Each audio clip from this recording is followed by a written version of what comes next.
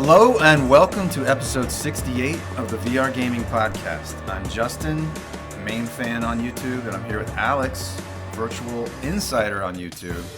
And Alex, we didn't do an episode in December. No. I guess it was like the holidays and everybody. Yeah, just too busy. Yeah, and I don't know about there, but everybody here got sick. Did you get sick there? Did you? Oh no, we didn't get sick. Yeah, because I have a kid. I have a 6-year-old, so that's part of it. She got sick, and then I got sick. Then my ex-wife got sick. Then Casey got sick. Then her kids got sick, and you know. And it just gets passed around. Yeah, that sucks. Yeah. Also, my job. I told you my job is crazy busy now, where I have to I have to actually work hard. You have to work for a living. That sucks. It does suck. Yeah, who wants to do that? I don't know. Do you get to work remotely? I guess every day. Yeah.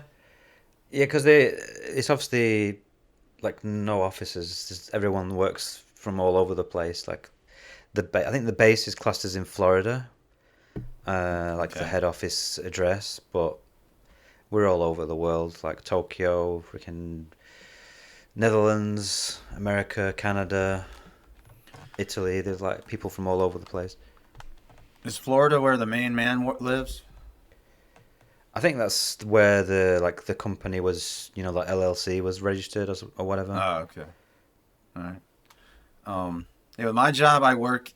We do classified work, like for the government. So a lot of times I have to be in the office, which sucks.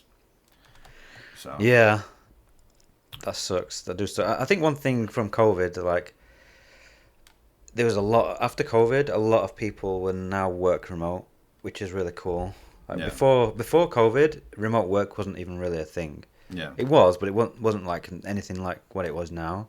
Mm-hmm. And I think a lot of companies realize that they don't need these big office spaces that cost a lot of money.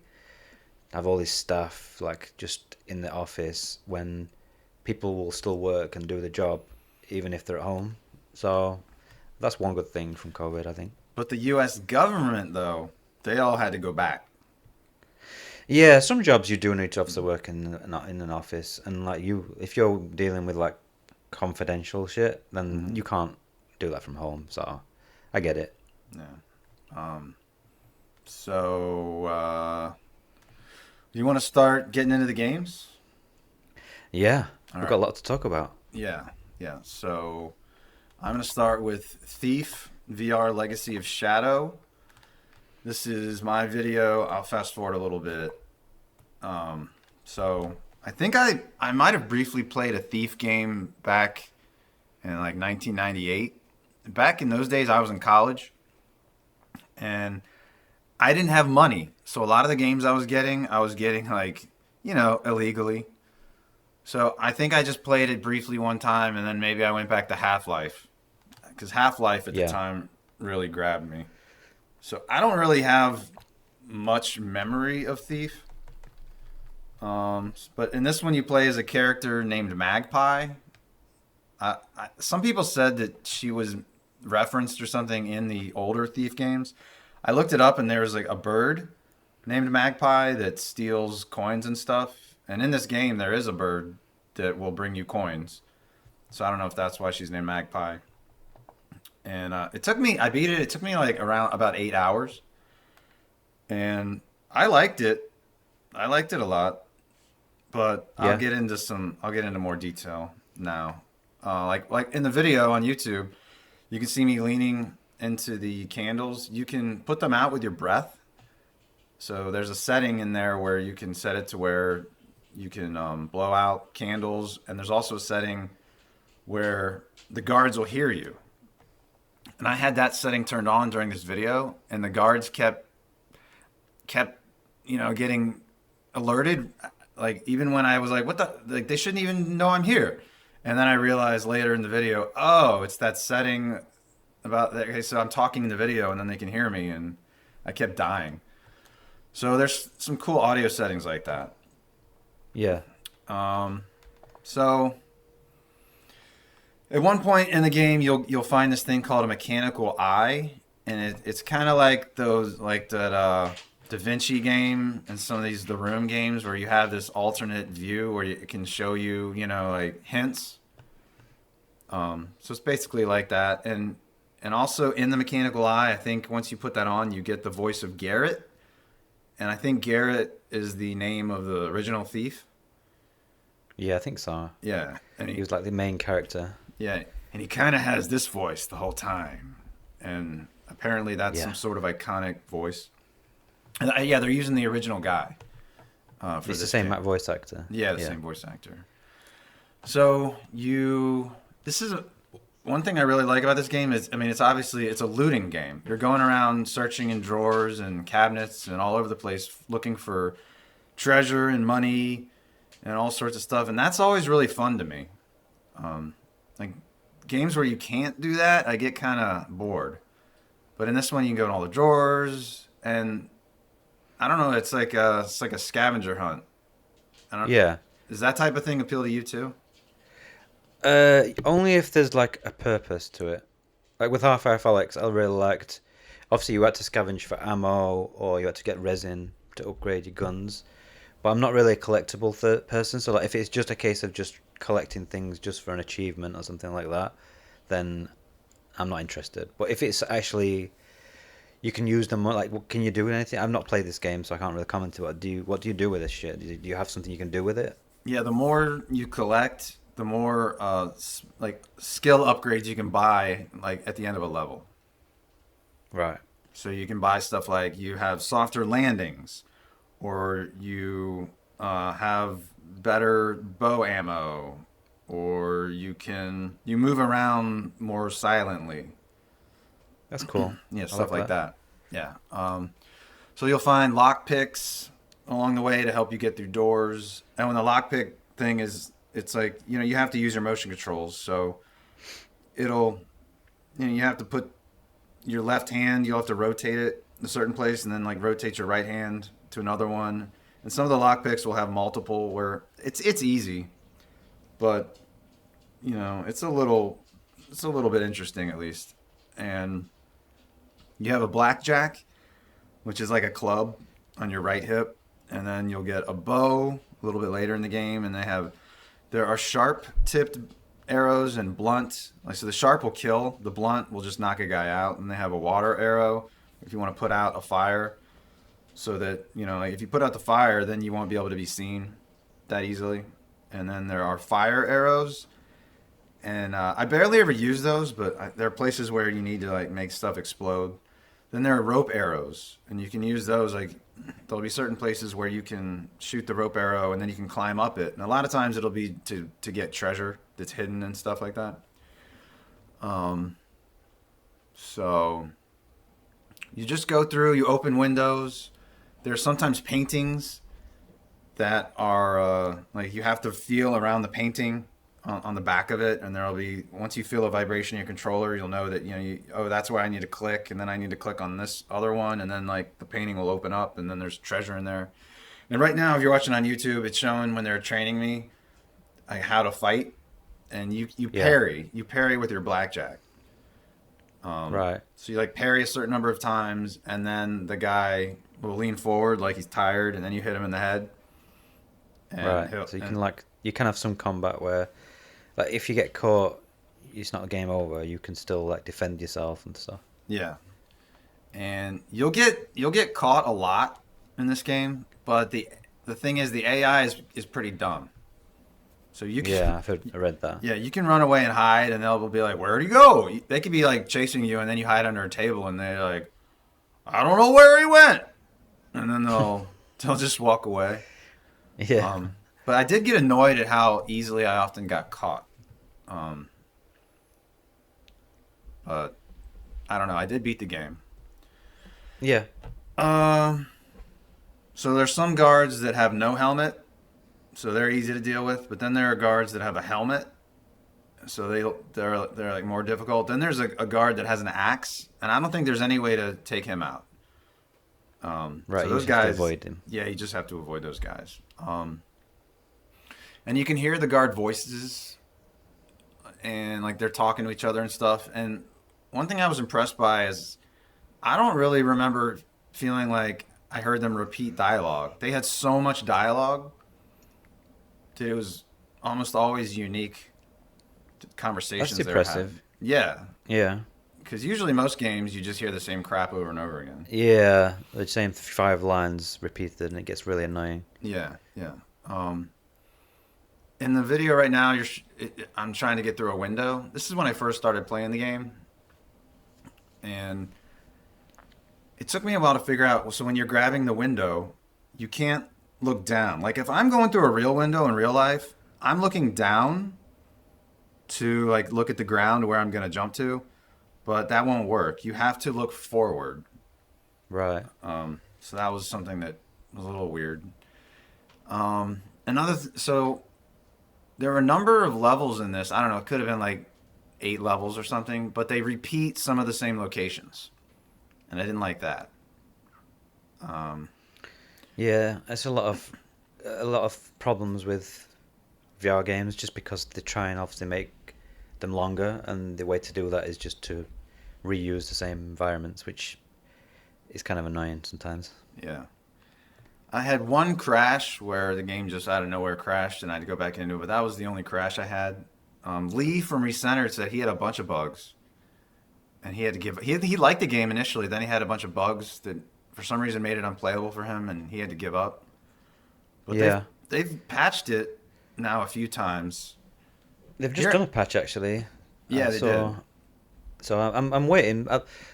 I'll talk later about my gaming situation because I've barely played anything this month, but I've got a bunch of games I want to play, but just I'm trying not to buy games all the time that I never finish. So Yeah, I keep doing that. I keep buying games and not playing them. me too. Okay. So I liked this game, but then the more I played, the more things started to annoy me. So like in the later levels, there were a lot of, they increased the number of guards. Well, you know how I was talking about the guard voices? Well, when there are a lot of guards, you hear so many voices at once that it's like a cacophony of voices. You can't even tell where they're coming from. Yeah, And I left a comment about that on the Steam forums that they have to fix that shit because you just hear like you're in a room and there's no guards in there, but you're hearing guard voices from other floors, like all over the yeah, place. That sound design or whatever you call it just does not work. Then I'll show you. I had a bug. I think this was in the last level where, and I recorded it here, where I'm right up in this guard's face and he's doing nothing, and I just keep hitting him, and he keeps saying, "I felt that, I felt that," and he's bleeding thief. I could turn the audio on for this, but I don't know if it's gonna be too loud. I don't think you'll hear it, but like listeners will hear it. But here you can see where I'm sticking my blackjack. I just unmuted it, and yeah, you're not gonna hear it, but no, I can't hear it now. yeah, I think listeners will hear it. Oh, you're dead now. Well, I'll test it once I'm in editing, see if they're hearing it. But he keeps going, Yeah. I felt that. I felt that. And so this is just an example of a bug. I need to post this on their forums or something. Yeah, I'm not sure how I made it happen. But this is one of those axe guys. That's like if they swing their axe at you, you're dead. And like once they see you, they're immediately trying to kill you. And this, I don't know. So yeah, it can be a little buggy, but this didn't keep me from. I mean, I probably made the final level too easy. Is what it ended up doing. All right, I'll I might mute. want to mute again. Yeah, you can mute. Yeah, I'm gonna mute that. People might be tired of hearing him talk about what he's feeling. He's feeling a lot. He's today. feeling a lot. Yeah. So I'll go back. So I recommend? Yeah, I do recommend this game. I had fun, but like I said, the more I played it, kind of my feelings kind of lessened as I went on. I was initially like, man, this might be like like in my beaten games list, I put games bold if it's a favorite, and I was thinking this is gonna get a bold, and I'm like, nah, it's not a bold. Yeah, close. Not quite. Yeah, it's close, but I liked it. Good. Yeah. And it wasn't expensive. I think it's $30 full price, I think. Yeah. Yeah. All right, so I guess that's it. I'll go to Shadowgate VR: The Mines of Mythrock, which I have not played. Yeah, this is a game I played because I tested it for work. But I'll be honest, like I'm not gonna just sugarcoat it just because it's a game that the company I work for published. Um, it's available on all platforms, but we've recently launched it on PSVR 2, which is what I was testing for. But you can play it on Quest and you can play it on Steam. Um, yeah, the game it's like a. It looks almost like from footage you would think it's like a dungeon crawler because you are ultimately going down corridors like in underground a lot. But I would describe it more as a puzzle game because there's a lot of puzzles, and even like when you're in the environments, a lot of what you're doing is ultimately just trying to figure out how to get to where you need to go. Like you've got like traditional puzzles, like at the beginning of the game, you've got this door with all these runes, and you can press the runes with your hand, but you've got to get the right combination. So then you have to look around the environment and do things with your wand. You've got like a wand which fires a fire, like a fireball type thing, and you can fire that at certain runes that are on walls and things which highlight the runes, so then you can figure out what you need to then put into the door to open the door, that sort of thing. There are traps that will kill you.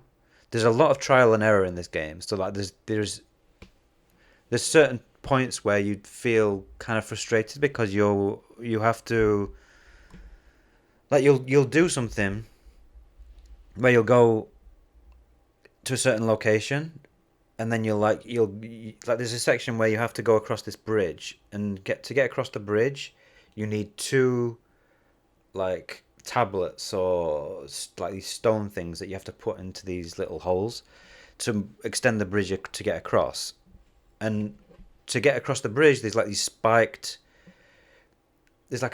maze almost, like where you can use a thing called Odin vision, because you've got this bird called Odin, and he flies and he gives you little tips and things. And what you can do is you can then go into Odin vision, so you're now seeing the vision of the bird, and he can then see things that you can't. So he might be able to see like a chest that's hidden. He might see, when this example I'm talking about with the spikes, he can see the actual places where you don't want to stand that will activate the spikes. So then you have to like go to Odin Vision, walk forward a few steps, go back to Odin Vision to see, like, and keep going backwards and forwards between yourself and Odin Vision to see where you need to go. But then you get to the end, and then you realize that, oh, actually I can't proceed because I need to get another one of these stone tablets. So then you've got to go all the way back through the spike maze, and then you've got to like find where the other tablet is, and then you go back, and then you realize, oh, I can't get out because I haven't got the key to the door. So then you have to go all the way back again. And it's just little things like that which can get a little bit repetitive and frustrating because there's a lot of trialing things out to figure things out. Like there's a lot of traps where you can stand on little things on the floor that you can't really see, and then there'll be like a spike thing that comes down and kills you, and then you've got to retry again. So there's a lot of that. There is some combat. There are enemies that will come at you. There's little spiders that will come at you. There are like these flying goblin type things which can fire projectiles at you. And you also get a shield later on in the game which you can activate with the trigger, so then you can block shields, block attacks, sorry. There's a couple of minecart sections, so you're in a minecart like having to shoot different enemies, whilst also like you've got a lever in the minecart, so you can then push the lever left and right. So then there are tracks that sometimes you have to select which direction you want to go on the track, and if you go in the wrong direction, then you die because the track basically runs out of rails. And that some of those are quite frustrating as well. Like the second minecart section is especially frustrating. You've got this massive giant spider chasing you, and you have to freeze it with this ice wand. Whilst also, so you have to check behind you, you have to check in front to make sure you don't need to flick the lever. You've got enemies that are firing at you from different directions. It's really hard to the point where I got I almost, I wanted to rage quit basically, but I couldn't because I had to get through it for testing. But it was like really, I recorded the entire thing and sent it to the devs, and basically said, like I really think this is unbalanced. Can you change things? I don't know if they did. I don't think they did for the final version of the game, but it was because I saw other people complain about it. It's basically like it took me like 25 attempts to get through this one minecart section. It was really annoying. But overall, I think the game's solid. Visually, it's pretty good. It looks nice, especially on the PSVR 2, which was the version I played. It's got some really nice lighting, like the dungeons and everything look nice. There's a variety, like there are obviously a lot of environments that look the same, but it does take you on like a good journey. It feels like you're genuinely like going through an actual place, going through doors, and like it's all seamless as well. There's no loading screens between places, so like you'll go from one place to another like seamlessly, just traveling through on this journey through this like maze like underground corridors, and sometimes you can see the outside area, and sometimes you've got like things you can do with levers and giant spiders that'll try and attack you. And yeah, I think overall I would give it like a 7 out of 10. I think it would be higher if it didn't have these like issues with pacing, like with the minecart section. If it didn't have these odd sections where I felt like I was having to repeat myself and die and repeat a few too many times. But overall, I think it's a good game, and I think it's one to keep an. If you want to try it out, keep an eye on it. Maybe grab it on a sale or whatever. I think it's decent. I think it's worth giving a go. It's on my wish list, and I saw it's $24.99. It must not go on sale often because this looks like a game I would have bought. Yeah. I think it got some bad reviews. I can't remember what was the reviews on Steam saying. I can't remember now. I think it said mostly positive. Oh, is it? Yeah. Yeah. I mean, that's probably described it. It's a mostly positive game. Yeah. It's not perfect. It's got some pacing issues, but overall, I found it enjoyable. Like going through these different areas, and like it does enough to keep variety. Like you get upgrades. You get this ice wand where you have to freeze water and things, so you can walk across different. Like there's like water, and you've got to freeze the water to get across from to the other side, and it does enough interesting things to keep the gameplay interesting. I just think that there are a few little issues that, pacing wise, and some design decisions which hold it back a little bit. But I think it's good. I think it's worth a go. It only has 22 reviews on Steam, so that's sad. Yeah, that is the sad state of a lot of VR games, unfortunately. Yeah. Which I mean, we'll probably talk about. Oh yeah, because there's been some. Yeah, we'll talk about that stuff later. Yeah. Did this remind you of The Mage's Tale? Because it reminds me of that a little bit, at least looking at it. I think aesthetically a little bit, but like gameplay wise, like I say, it's more puzzle. Mm-hmm. Like Mage's Tale was more combat focused, whereas this is more puzzle focused. So okay. I think that's the main difference. All right. Do I go to the next one? Yep. Okay. Last time I talked about Deadpool VR, and I beat it. And because it's a Quest game, I don't know how long it took. If you go into Quest Games Optimizer, you can... I think there is a way you can see how long you've played a game, but I didn't bother. But it took a while. Yeah. So all the bosses I fought, there's some boss called Flag Smasher. He's in like the intro level. Then there's Lady Deathstrike, Mephisto, Ultimo, and Omega Red. The only one of those I was familiar with really was Omega Red. And so in between fighting, so when you fight those bosses before, a normal level where you proceed through different environments and stuff is before the boss strike, and there's lots of cutscenes like you're seeing right now. So this is an example, if you're seeing on YouTube, this is an example of a cutscene where you're just kind of stuck there. You're stuck in one place. They don't let you walk around and do stuff, unfortunately. And a lot of them you can't skip. But the thing is, the dialogue is so good in this game. It's probably the best dialogue I've ever seen in a VR game at all. Like the voice acting and the dialogue is great. So Yeah. at least it keeps you entertained. So, but there are in between these levels there are these kind of filler competition levels. It's you're in like an arena and you're fighting against brain dead computer opponents, and it'll be like capture the flag type of things or like a death match type of thing. And that's where the game started to lose me. I really like the levels and the bosses and all that, but like these arena things in between. It's the whole premise of this is this the bad guy Mojo. He has his own like TV show. That's sort of like the Running Man. From the '80s with Arnold. Yeah. And basically, yeah, people are watching you and they want you to entertain them by killing people and all this stuff and so it's like a game show type of thing.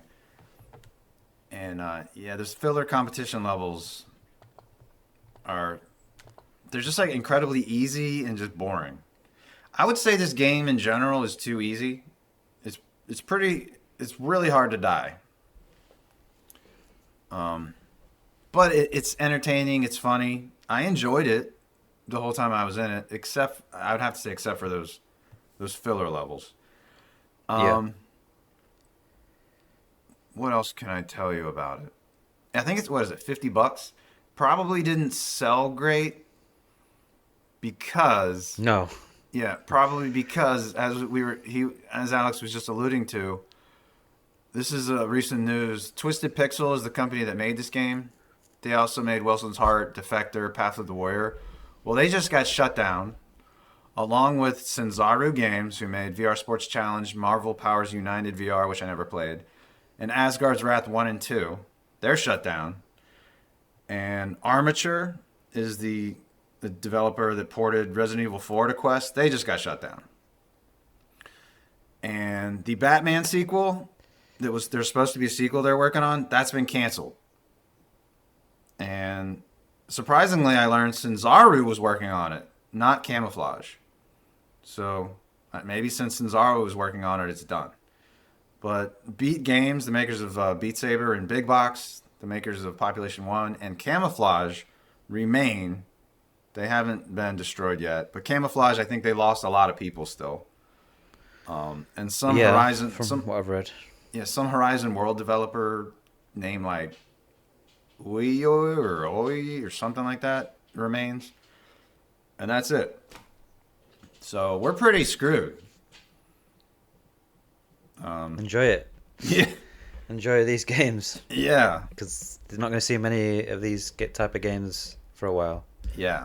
It looks like Meta's going to go the Valve way and just like make hardware and just be like, all right, everybody else, you make the games. Yeah. Pretty much. Yeah. A lot of people have been like really mad at Meta about this, but I don't really blame them. No, I mean, if they're not making money, and let's face it, they've been at this for a long time. It's not like they've just done it for a little while and given up. They've been at this for 10 plus years now. Like when they bought Oculus, they've been funding exclusive stuff, higher quality VR games for a long time. Yeah. What were the first ones? Like Chronos and that Edge of Nowhere and stuff like that? Yeah. Yeah, there's like Robo Recall. Lucky's Tale. Wilson's Heart was one of the early ones. Yeah. There's a lot of games that they've funded, and some of my favorite games are the games that Meta have paid for. So I get it. They can't keep bleeding money like they have. Stormland, Arctica 1, Lone Echo. Lone Echo, yes. All that stuff. Yeah, and what has Valve done? They've done one game this whole time. Yeah. The best game though, but debatable. Yeah, I think it's interesting. I mean, I work for, if they don't know, if someone's listening and don't know, I work for Flat to VR Studios, developer of Trombone Champ, Unflattened, Roboquest, a bunch of other stuff. Sounded like you said Bone Champ. I would be into that. Bone Champ. Yeah. Yeah? Yeah. So I mean, we've obviously internally talked about this. There's some stuff that we're working on which have not been announced yet, which we have. I don't know if I can say really, but yeah, we're connected to Meta directly in some of these things. Mm-hmm. So we've obviously talked internally about how it affects us, and it doesn't, luckily, and in some ways it benefits us because we then have less competition. Because like every year you get these big games like Deadpool and Batman, and like if they don't exist anymore, then that's less competition for us. We're making games, like Roboquest, which are the big deep games that people want, and we will continue to do that. So Yeah. we'll see how things go. And Batman and like Asgard's Wrath 2 and Deadpool, they're probably all $50. I don't know. Asgard's Wrath 2 might have been more. I can't remember. Yeah, I mean, I haven't bought Deadpool again. Like I haven't played Thief, I haven't played Deadpool, and yeah, it's the cost of buying these games when ultimately I've got enough to play still because I've not finished anything. So that's my reason for not buying them. And I think Deadpool is quite expensive from what I remember. It's like It's $50 or something. Yeah, it's quite a lot. Yeah, so it looks like they're gonna stick with like free to play games where there's DLC and little microtransactions and shit. And like Beat Saber, there's always DLC they're releasing, so they just keep getting more money out of them. Whereas these games, they have to dump a ton of money in, and then it's just one purchase, and then that's it. And it's, I guess they just don't get enough money. I mean, it's for it, multiple. It's like how many years? To make a game from scratch, this quality, like this size, it's multiple years, like several years worth of time and investment, and multiple millions. Yeah. So it's like, how much money can you keep throwing at this thing when you're not getting anything back? When, like you say, you can just do Valve's approach and literally just make money from every game that gets put on the store, and you don't have to invest anything because it's just other people who are doing the work for you. So I think we'll see how things go. It's going to be interesting. Some people have been obviously like it's the death of VR, blah blah blah. I don't know. I mean, I think ultimately we'll see what happens. I think that's the main thing. And those developers, they'll go somewhere. I mean, I don't know if it'll be flat gaming or if it'll be VR gaming. Yeah, I mean, we're still hiring. That's another thing. Like, we've now potentially got a pool of high quality developers who are now looking for work. So, we could then potentially hire them and help them. They can help us make high quality ports of existing good quality games. So yeah. Okay. I'm gonna show. I mean, this game was able to make me laugh out loud a few times, and I'll show like an example of like this was art on the wall in just one of the rooms I went in, and I took a screenshot of it. Yeah. There's men fucking each other, and a woman getting her ass eaten out while she's blowing a dude. I mean, this is the kind of humor. Yeah, pretty. Yeah. It's the kind of humor in this game. So, if you want that kind of humor. Yeah. Yeah. That's your sort of thing. Yeah, it is. All right. So next we'll go to Ace Combat 7, UEVR. I know you did this before. What, did you figure something new out with this? Yeah. The original problem with this game. Obviously, this is not a native VR game. You have to use UEVR, which is Unreal Engine Injector. It's like the big VR mod that Preydog made. Because I've been craving, because I'm working all day in VR. Like I crave sometimes. Like I want a game where I can just sit down and just play with the gamepad. So, I've been looking at UEVR because I've been out of touch with mods for a long time, and there's some really cool stuff. Like there's some really cool updates which I'm working on, like testing out. Ace Combat 7 originally didn't work because when you were in the cockpit, if you moved your head around, the cockpit was stuck to your face. Like you couldn't look around the cockpit naturally. There was a mod that let you basically stop that, but the only problem was that you had to have unlocked. You basically had to have finished the game first to be able to then unlock the skins, which then had like the VR specific skins, because the PSVR I remember you telling me all 4, this, and I was like, I'm not doing that. yeah, the PS4 had a VR mode which had all this cockpit. So there's already cockpit, and that's all in the PC version. All the assets and everything are still in there basically. So what someone's done is basically made a mod that adds these cockpits into each plane as a skin, but you can only access the skins by finishing the game. But now someone's made a mod which you can literally just download, put a few files in. There's a few couple of little steps to it, but now it means that you can literally just jump into the game without having to play it at all, and immediately have access to all the proper interiors with the cockpits, with all the motion. Everything works, all the dials and everything works. It feels really good. Like Is now this with the on mod, it feels really GitHub? good. Is it on GitHub or is it something in the Discord? It's Nexus Mods. It's on Nexus Ah. Mods, which I can send you a link if you want to put it in the description of the YouTube video. But, Okay. Why are some yeah, on Nexus and then some on GitHub and then some on the Discord? it's just down to the modder where they Yeah. want to put it. Okay. Yeah, it's all scattered around. That's the thing. You've got to go. I mean, the best place to find out this information is to go to the Discord, the Flat to VR Discord, and then you can go to like the UEVR section, and you can go to the profile section. You can like literally search through the profiles. There are also some websites and some other people who have made like ways that you can like download them automatically, but I don't know. There's a lot of different things. But anyway, this game now works great. You can play it start to finish. Feels like a VR game. And I'm not really like, I like these sort of games, but usually I get bored of them pretty quickly.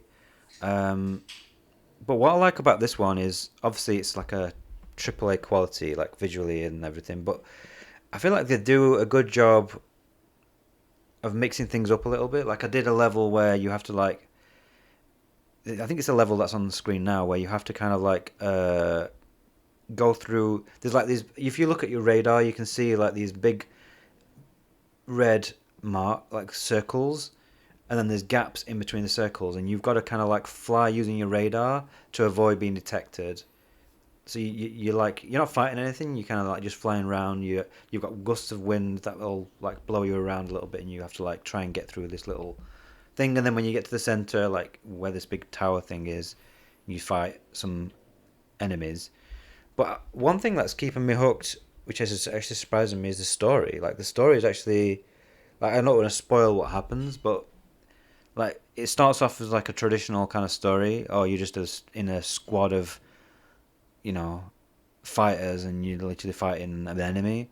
But then something happens where something like, I can't really say what it is, but otherwise I spoil it. But Goose dies? It was like, eh? Does Goose die? Goose dies, yeah. Oh, Gustav. Yeah, so the story's like got me interested now to a point where, oh, actually I really want to see what happens with the story. So I think the game, if you like these sort of games, you're going to play it anyway. If you like on the fence, sometimes you like them a little bit, I think it's still worth a try. You can pick this game up on a sale for really cheap. Like it's been out for quite a while. I think I bought it a long time ago for like £5 or something. It was really cheap. So yeah, I think if you don't mind messing with mods and like just having to mess around, there's a few steps to it. You'll have to download a few files, but all the instructions are on the Nexus mod on how to do it. And once you've got it set up, then it's just a case of like, you launch the game, you inject with the injector like normal, and then you put the headset on and it all works. So yeah, it's good. I think it's definitely worth a look now that this mod's been sorted, so that you don't have to play through the entire game first. Speaking of mods, Breath of the Wild, mod with motion controls came out this month. Yeah. Was it this month? I think so. I think it was last month, was it? I don't remember. I don't know. It could have been this month. I don't know. Yeah. It's called like Better VR for some reason. Yeah. I still haven't tried it.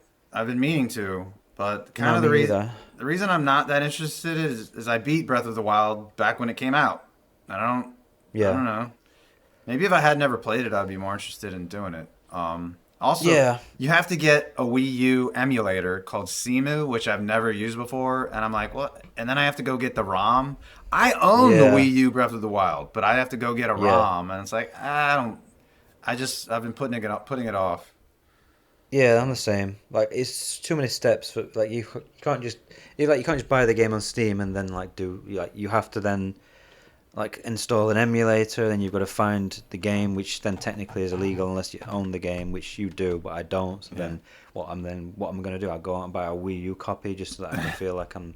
Yeah, it's just a weird situation to be in to play a game, because there's a bunch of like there's a bunch of mods that are coming out recently. Like there's a Counter Strike, the original 1.6 CS yeah, mod that just came out yeah. from Team Beef. There's there's a Jedi Fallen Order mod which now lets you play through the game first person with motion controls. So you're swinging the lightsaber and you're blocking and deflecting and you're slicing enemies. And is that one But on like, GitHub? I think so. That's on GitHub, yeah. Okay. Because I've already played the game, though. That's the problem. I've already played. Unlike you, I've already played that game. I don't want to. I want to play new stuff. I'm not like wanting to go back to old stuff all the time. Yeah. So yeah, that's the situation with UEVR.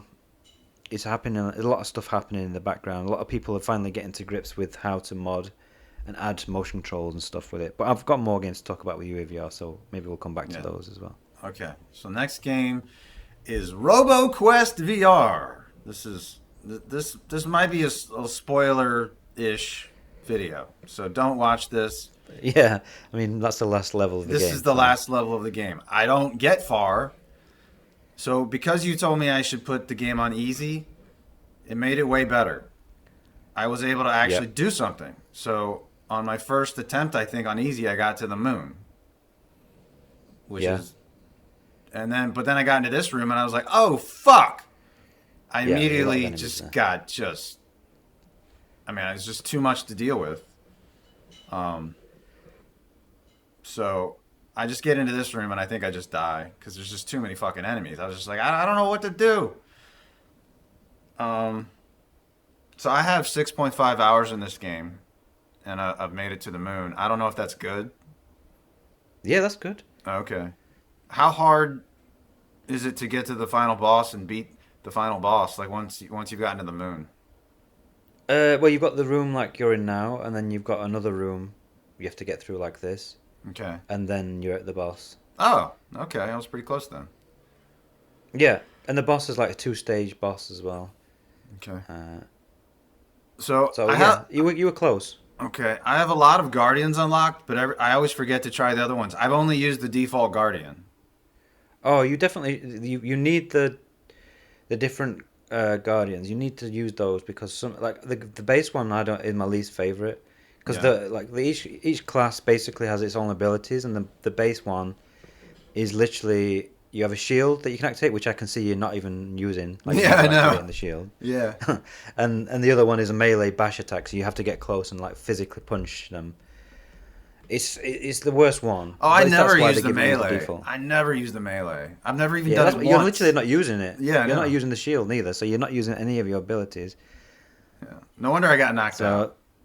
Yeah, but if you use the others, like there's a commando one which he has like a shotgun and like a rocket launcher thing, which you can activate at any point, and then it recharges and you can use it over and over again. One of my favorites is the engineer class, and the engineer class has drones that you can deploy. So you like grab your chest and then you like throw them out in front of you, and you can literally get perks. So you can have 4 drones at a time. So you've literally got 4 drones flying around like helping you shoot. And because not only will they shoot enemies, but enemies will shoot back at them, so that distracts the enemies. That gives you, like, if you were in that room with 4 drones flying around, it would be way easy because obviously the enemies aren't all focused on you. Okay. So yeah, there's a lot of cool classes. You definitely want to experiment with them. Try to remember to use their class abilities because they do help a lot. So I'm looking on the screen. So the name of that guy I was using is called the Guardian. Yeah, he's the Guardian. You've got the Commando class, you've got the Recon class, you've not got the Engineer class yet, actually. you've got the what's the other class called? I can't remember. Recon. Ranger and Recon. Yeah. Okay. Yeah, I remember. Commando and the Engineer are my two favourites, so they're the ones I usually use the most. Okay. I should try the Commando then. Yeah, you should. So yeah, you keep playing and you keep unlocking new characters and unlocking new like upgrades. Like I'm looking at the screen right here. What's the screen called? That's the workshop. So that's where you can, as you play the game, you get wrenches, and you use your wrenches to then unlock things, which then give you perks, like permanent perks, almost like you get more health. So you start with more health. You get 4 weapons. Like when you open a chest, you get a choice of 4 weapons instead of 2.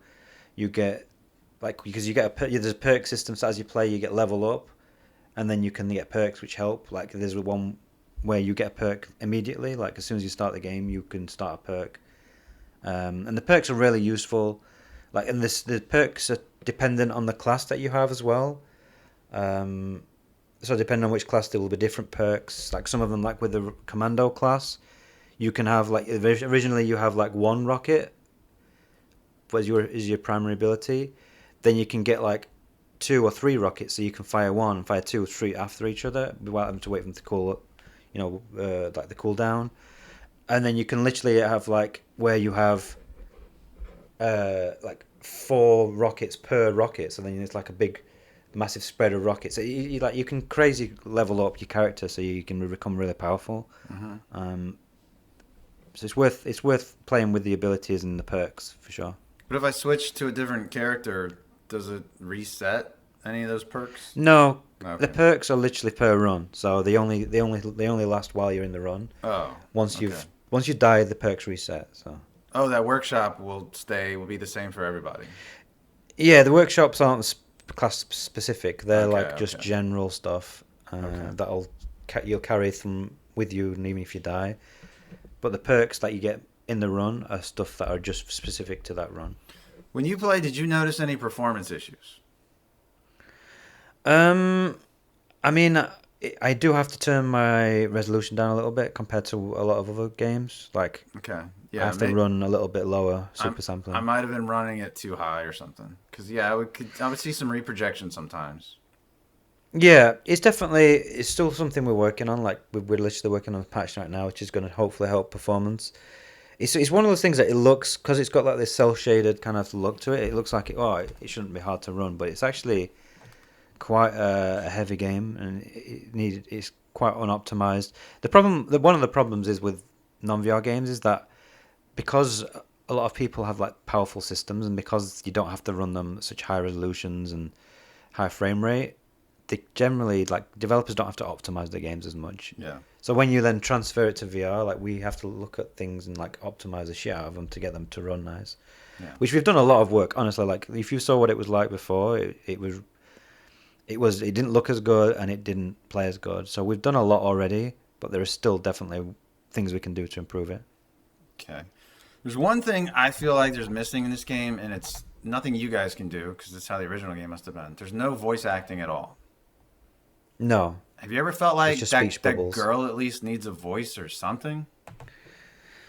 We did get feedback on that with playtesters, but like you say, that's just how the game is. Like, we can't add that shit in.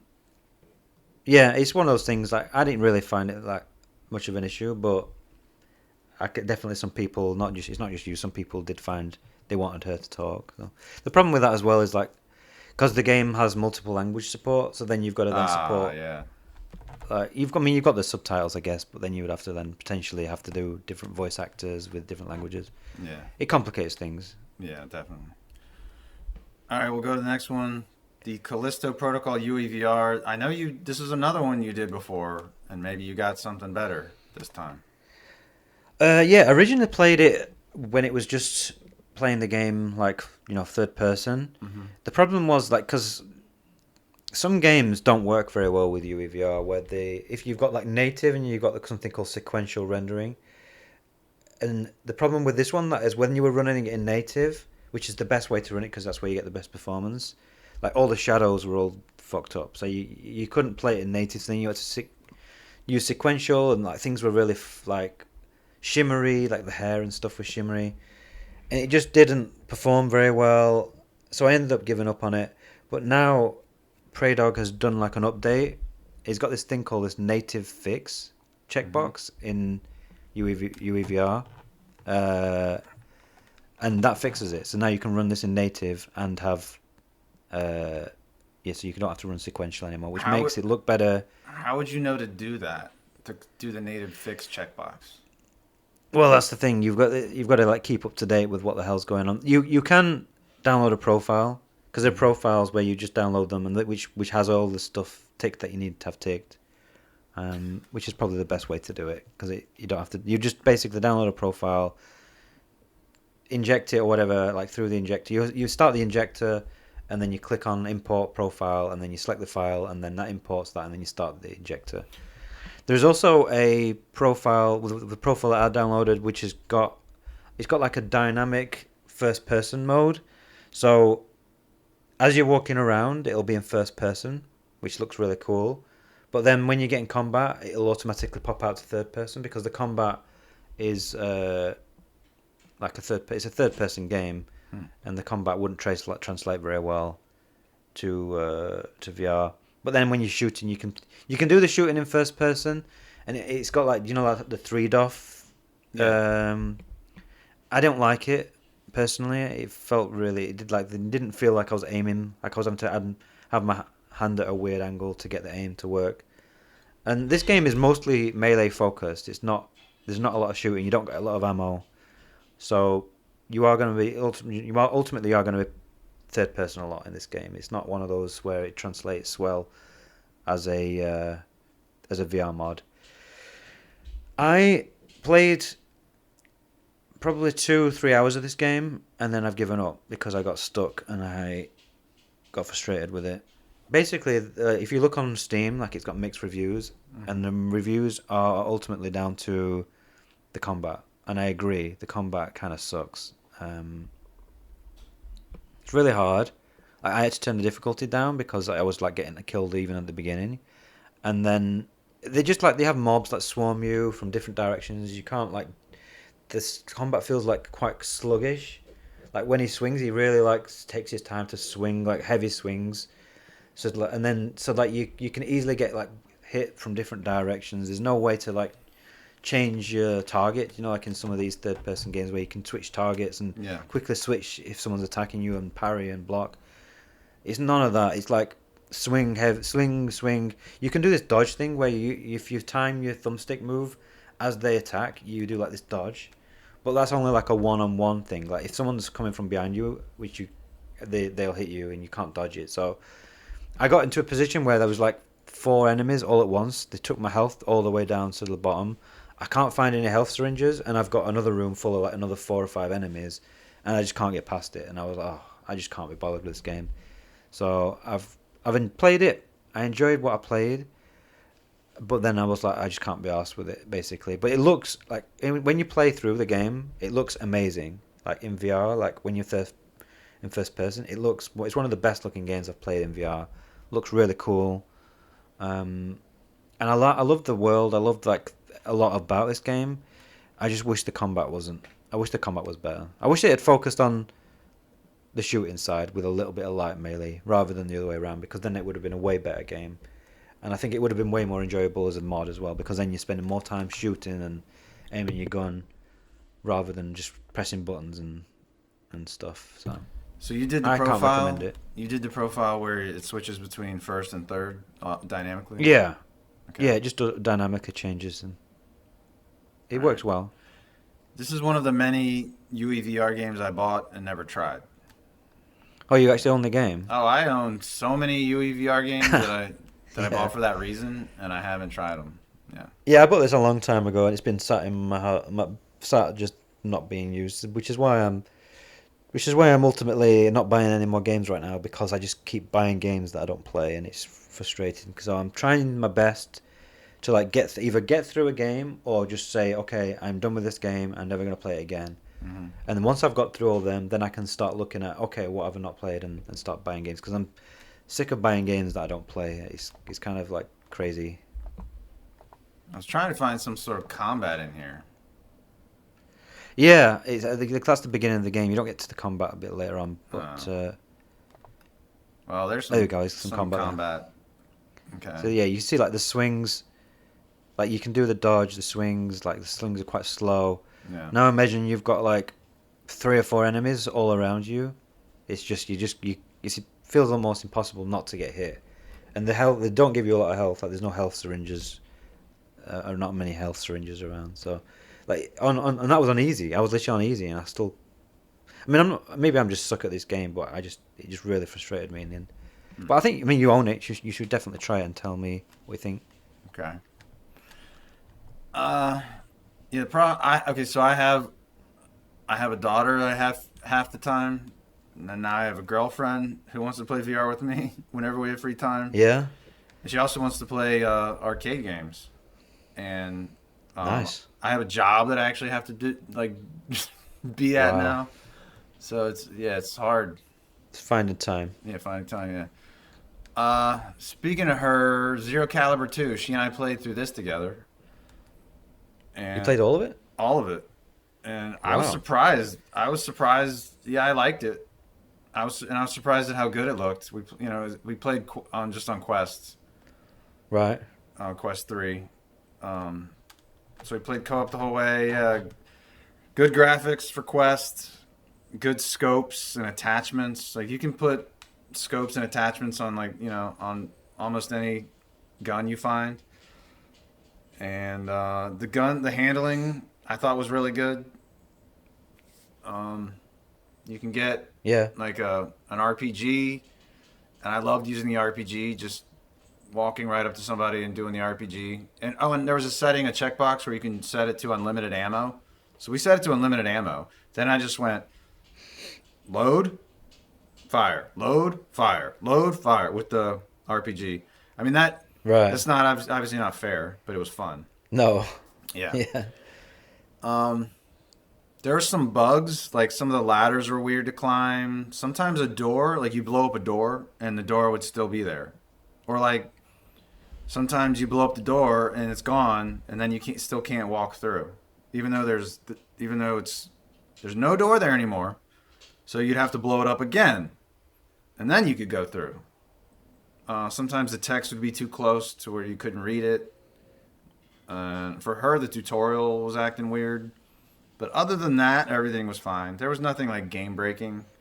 Well, there was one part when we were on like a hovercraft in the snow or something, and the performance was like, whoa, this is really bad. It was like a slideshow. But once we were done with that hovercraft, everything was fine. Oh yeah, after each level, I thought this was weird. So like you can find cool guns and cool attachments and stuff.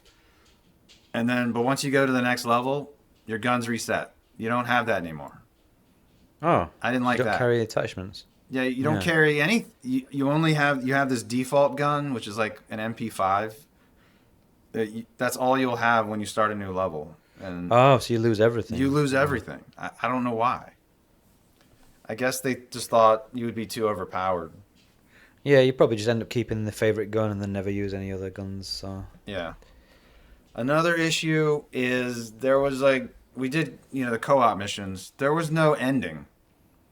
Like you Right. kill the bad guy in the end, and then it's just like the level just ends, and then you're back to the hub, and it's like what? There was No credits or anything? no credits, nothing.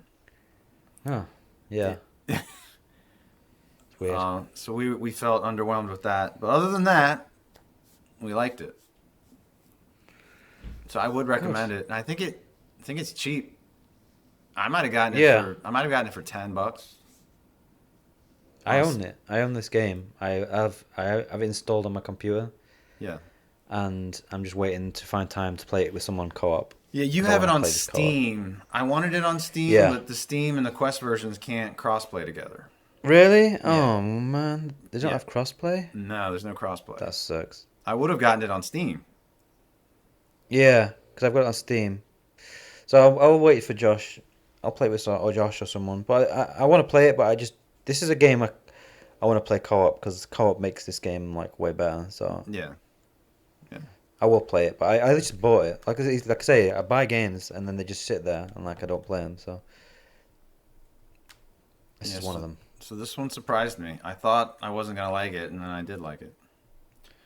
That's good to know. Yeah, and it's cheesy and funny. Yeah, it's like the original. Like Yeah, it's not the best game you've ever played, but a co-op makes things more fun. Like playing things with friends and stuff. Like yeah. always makes gaming more fun. So Didn't you play Zero Caliber 1 with Ivan and Josh? yeah, And you guys that was got funny. to you guys got to pretend you were the sexist macho dudes or whatever. Yeah, it was honestly so funny at times because it's so janky at times, then it just makes it humorous to play. Yeah, Uh, yeah. yeah, it looks good. I can't wait. I'm looking forward to playing it. I'll have to hit Josh up and see if he wants to play this maybe at some point. Okay. Under the Waves UEVR. I bought this too and haven't played it. Oh man, I really wanted to hear your thoughts on this one. I really want to hear your thoughts on this one. Huh.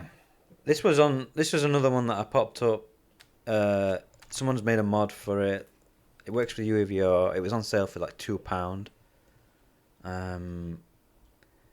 I really thought I was gonna like this game. I already kind of expected it to be like not particularly great gameplay wise, but I just thought like I love games where you're underwater. I think they're really cool. But I Like, thought being you have an underwater. issue with underwater shit. As long as it's kind of like I don't know, it's more like the deep ocean. Like if I can't see the bottom or that sort of stuff. Oh wait, This wait a was- second. This is another mostly positive game. Is it Yeah. 70. Man. This has a 77.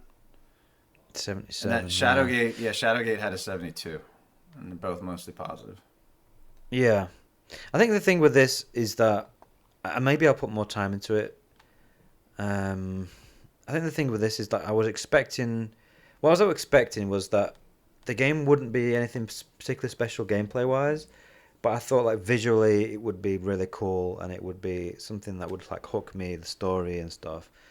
But actually visually, like when you're in the headset, it doesn't actually look that good. It's kind of like a little bit low poly. There's a lot of issues with LODs where like low quality like stuff pops in, as you're near it. It like looks pretty bad. It's got so much like post processing shit on there to the point where it feels like you're blinded by all these different lights and fog and you can barely see shit sometimes. And maybe I'll try and find a way to turn all that crap off, but I turned everything off in the options and it was still looked as bad. So like you're underwater, and even in the game, like there's dialogue because there's voice acting and stuff, and like this person who's talking to you over the radio saying, "Oh, isn't it beautiful being down here in the bottom of the ocean?" I'm looking around and thinking, I can't see shit. Like, all I can see is fog, smear, lens flare, fucking like. I love to be able to see what they're talking about because I can't see anything. And then like the game has parts where you're swimming around, parts where you're like in a submarine, and it kind of reminds me like the bit that I played reminds me of Lone Echo. Do you know at the beginning where you're like at the space station, and you've got to do just like errands where you've got to go and oh this is broken, can you go and repair this? Yeah. It's kind of like that where you've just got these tasks, and you're just like swimming around or you're going around in your submarine and you're fixing a leak here and you're doing a thing there. So maybe I need to get past that and it would get better. And maybe I can try and turn some of this crap off, like so that I can actually see what the hell's going on. But yeah, I played some of it and I was like, this really is not hooking me at all. So I just stopped playing it. Was that with no profile and like no extra mod? I use a profile. There's a profile that lets you, because it's another one that's third person. But there's a profile that adds a dynamic like first person mod. Okay. It's a bit like Callisto Protocol. This is a new thing that Praydog's added to a recent like build, where you can now dynamically like add scripts to change between third and first person dynamically. So rather than, because the problem is sometimes like you'll try and force a game into first person that's not designed for it, and then like you're in a cutscene or there's something going on like you can see like your own head and like it just ends up being janky. So now there's modders have got ways to add it so that when you're just walking around the game like normal, you're in first person. But then, like, if you're activating a switch or there's a cutscene, it automatically switches back out and it works like seamlessly. So there is a mod that I recommend, a profile for that I recommend using, and I definitely think it makes the experience better. But even with that, I was still struggling to enjoy it. I really want you to play this because I was hoping you would like say whether you liked it or not, but Okay, I will. we'll see. And Yeah, I assume you're using the nightly build. yeah. It tells you the profile tells you which build you need. You know you need the nightly build because this is like a recent update that adds the dynamic camera stuff in there. Yeah, so there's a nightly build, and then there's the regular UEVR. The regular UEVR is always really old, just like the RE framework mod. Like the the regular build's always really old, and you need to get the nightly ones. Yeah, he does like big updates every now and then where he'll like add all the shit that he's been adding on to the main build. Yeah. But a lot of stuff he adds, like he'll add them in the nightly build, and then eventually they get put into the main build. So yeah, a lot of these new profiles you do need to be on the nightly build. Do you still use RyPal? I use RyPal to update the nightly. Yeah, if you can, Rapal's a good way to do it. Okay. It's definitely a good way to be able to just click and download it without having to go through like GitHub or anything like that. Yeah. All right. I'll go to the next one. Resident Evil 4 for Quest. So Oh, the Quest one. yeah, so for Christmas or my birthday and stuff, Casey gave me a bunch of Quest, like Meta gift cards. So I was like, all right, well now I'll buy stuff that I was interested in but didn't feel like paying for. So Yeah. Resident Evil 4, like I love Resident Evil games, but I've been waiting for years for Resident Evil 4 remake to get a motion control 6-off mod. It still hasn't happened. It's happening though. Someone's Yeah, I know. It's funny. I started Resident Evil 4 on Quest, and then like 2 weeks later, I saw that dude on Reddit posting about his Resident Evil 4 remake motion control mod that he's working on. And I was like, motherfucker. But they seem different enough that Yeah. I'm not going to be like, oh, I already did all this. I mean, the remake looks so much different. Like, Yeah. there are definitely things because I played quite a lot of the one you've played, and I've played quite a lot of the remake, and there are definitely things where like it's spoiled a little bits of here and there, but overall, the remake looks and feels different a lot. Like they did, it's not like a 100% faithful remake where they have changed things up a little bit. So I think playing both versions is fine. I don't think it's gonna like make it ruin it completely. Okay. So, I was expecting this to kind of look shitty or be low res, but it's not at all. And No, it's not. It looks good.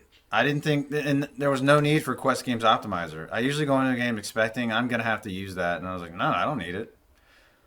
Looks good. The interactivity is good, and the motion controls are good. You grab your chest for the knife or grenades. Your right hip Yeah. is the handgun. Your right shoulder is a shotgun or other bigger guns. Oh yeah, your left shoulder is consumables like for health and stuff. But you do have to. There's no way to jump. You have to press a button like to climb and to jump across. You can't physically climb, but like you do pull No. out your knife and you swipe at boxes, like I'm sure this dude's about to do.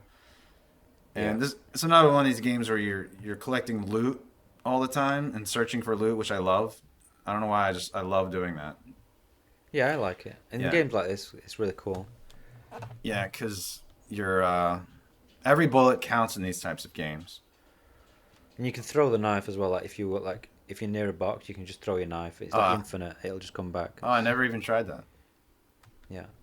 And there's when you do a kick, there's this third person cutscene where it cuts away from Leon. I don't really Yeah, I don't care. like that. Yeah, I don't like it, but whatever. So what I would do To be honest, often. the game. What are you saying? Yeah, the game's easy enough where you don't even need to use that. Like you don't have to. Like that's one thing I'll say is like the balance of the game feels way easier in VR compared to the original. Yeah, the original. I don't remember where I played it. If it was, it might have been like at a game store kiosk or something. I played the GameCube original, and once I got to that village, I just got overwhelmed by zombies and got killed. And I was like, Jesus, this game's fucking crazy. And know what happened in this one? The same fucking thing. Did you? I went to the village when the first mob of angry villagers attacks you, and they killed me again. Because some of them throw axes and pickaxes and shit at you, and I think somebody threw one at me from behind. And yeah, and then I was done. But I took them out the next time.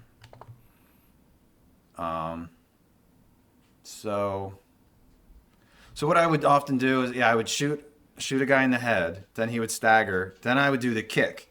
The kick will knock him down on the ground. Then I would get my knife out, and I would stab him while they're on the ground. So that was usually what I would do to conserve ammo. But when there's a whole mob of them, that doesn't work too well. Yeah. So then I would, I don't know, throw a grenade or something. Then later on in the game, you'll get ones where you think you've killed them, but then some fucking mutated monster thing comes out of their head, and you can't get near them. Because if you get near them, the tentacles of that monster will hit you. They've got a good range on them. They can hit you from quite far. Yeah, they do. So yeah, I'm pretty addicted to this game, like I usually am with Resident Evil games. Let me see where does this guy get to the swarm? Probably right around here. He's probably about to be swarmed. Yeah, he's in the village section. Yeah, he's in the village. Right now, where am I? I have Ashley. I'm escorting Ashley. Ashley's fucking annoying me because she keeps walking into bear traps, and and fucking getting hit all the time. A car ran her over a number of times. Yeah, they improved that in the remake. Like they make in the remake she stays behind you like a lot, so she didn't get in the way, which is good. Yeah, and of course I had to test how the developers deal with Ashley's body. Like what happens to my hands? I had to test that just to see how it worked in the game. And they make your hands disappear. That's how they dealt with it. Yeah. Perfect. So, but I tried the merchant too. The merchant, my hands don't disappear, so I can molest the merchant all I want. Okay. Yeah. He's not bothered. He's not bothered. Yeah, and he's legal. Ashley's probably not legal. Apparently she's like 21 in this game, but she looks like a young girl. Okay. So. Well, her body looks old, but her face does not. Yeah. Yeah. Okay. So it was a little confusing. Okay. You're conflicted. Yeah, I was conflicted. Yeah. So I felt bad. So what? I'm at the castle right now, and there's some assholes shooting giant balls of fire, and that shit killed me. And then I said, all right, I think I'm done for now. Because it was, I don't know, that was like, I don't know, was that 2 nights ago? It was late. And I was like, I'll figure this out later. But I have the handgun and the rifle, and I think it's called the TMP. It's kind of like a little machine gun. Yeah, like a submachine gun. Yeah. I think I need to get I don't have the rifle. I don't know if I said I do. I don't have the rifle. Maybe I need the rifle to take out those dudes with the fire. Yeah, you can take out. There's stood next to like, because they obviously have like catapults that they're firing. You can kill them from a distance. Okay, which is easier with the rifle. Yeah, I guess I need the scope, maybe. You can. There's exploding barrels next to them, so if you just shoot the barrels, then that usually kills them. Ah, pro tip. Okay. How much more of the game is left after the castle? I'm at the very beginning. Quite of the a lot. Castle. A lot. Okay. Yeah, like the castle's not even halfway. I'd say it's quite a big game. Wow. Yeah, I like it a lot. But this came out in 2021, and this is how long I've been waiting. Yeah, it's a really good Resident Evil 4. Like the original is such a good game, and obviously the VR version. The only thing I didn't like, I personally thought that they didn't do enough to try and maintain like the balance of it. I just found it way too easy. Yeah. After a while, like once you've got a few weapons, like you get to these hordes and you can just take them out so quickly, because your movement speed's really fast. Like it feels like you're sprinting all the time. So it's really easy to just get away from them, and you can move and shoot at the same time. So I just think you feel overpowered. I think like the remake, feels more balanced in VR. Like they did more to keep it balanced. It's genuinely a harder game. The remake's a harder game than the in VR than the VR version of the old game. But you haven't beaten the remake yet, have you? No, I got to a bit which this is the thing, the downside of me playing the original is that this game's not scary, I don't think. Like some of the Resident Evil games are like creepy and stuff. Yeah. But there's one section in Resident Evil 4 remake, which you obviously haven't got to yet, but it basically, even in with the crappy graphics of this one, was like, oh shit, and I was like running around and I was like, oh shit, like running around like fucking an idiot. And I'm now in the remake, which looks obviously way better, and I'm like, I know what's coming, and I'm like, oh fuck, I can't deal with this fucking thing.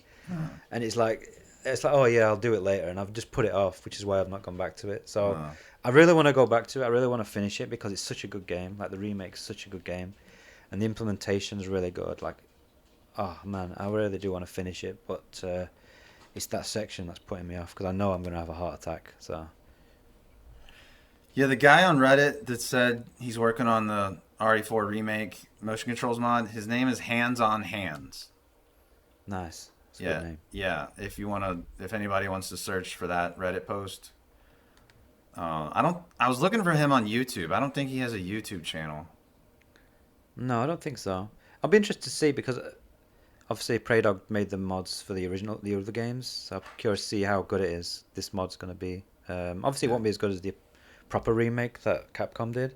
The sad thing is as well that Capcom have confirmed that they're not doing the VR mod for VR mode for the new one. I have that later Yeah, in the Resident that Evil sucks. Requiem because they came out with a video like yesterday. So yeah, I showcase. I put that video in here. Yeah, we can talk about it later. All right. So I'll keep playing. This is the game I want to play the most right now, Resident Evil 4. Yeah, it's a good game. Yeah, all right. Next game is iRobot. So this is on Steam, and it doesn't have VR support unless you opt into a beta, and then you can get VR support. So it doesn't say VR supported on the Steam page. Right. So this is based on an arcade game, Right. and you go around and you have to touch every square, basically, and this eye will just keep opening and closing, and whenever it's red, you can't be in the air. You can be moving around fine, you just can't be jumping. If you jump, the eye will kill you. Right. But in this game, the eye is like always there, whereas in the arcade game, the eye will disappear. So this was confused me a little bit. And then after the level, there are these sections where you fly around. I like the arcade game more. I did a video of the arcade game that I'll show right now. Okay. So let me see.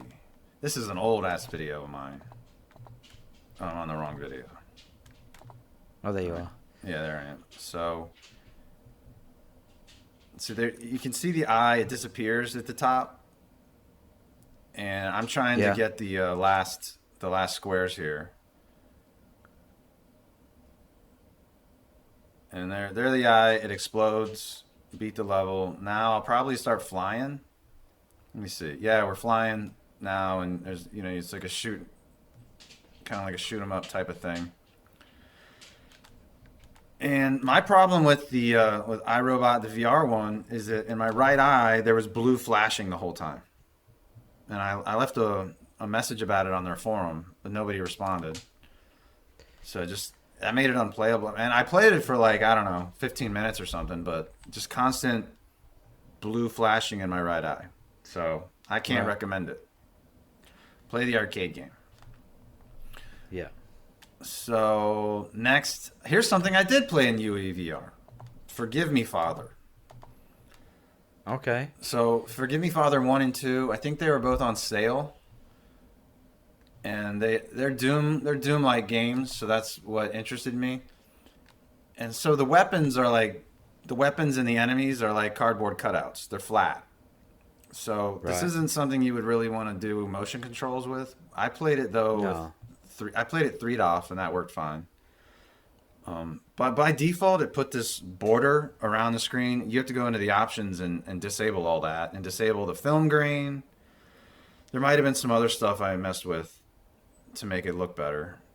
But it's really fast and intense. So if you like that type of thing, if you like Doom, then I think you'd like this game. Yeah. Yeah, I tried both. Forgive Me, Father 1 and 2, and they both work the same. I could see a lot of people getting motion sick in this though.